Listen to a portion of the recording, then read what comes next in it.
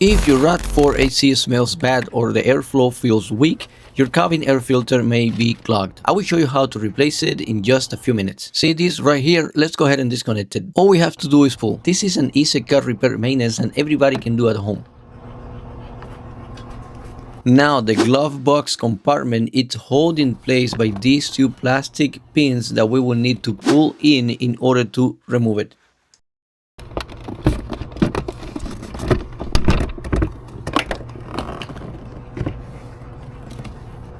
Now we have full access to the air filter compartment, this one right here, and we will need to remove this cap. And in order to do that, all we have to do is press on this tab and pull it.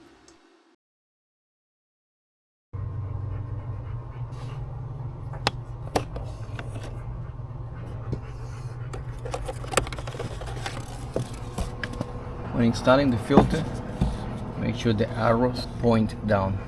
The air filter should go in easily. If for some reason it's not, then make sure to turn it around and put it in the right position, because most likely you are not inserting the new filter the right way. This part should go to your right, and then the other one we want to insert it first, and then this last one, so that way we can properly place this cap on the air filter housing.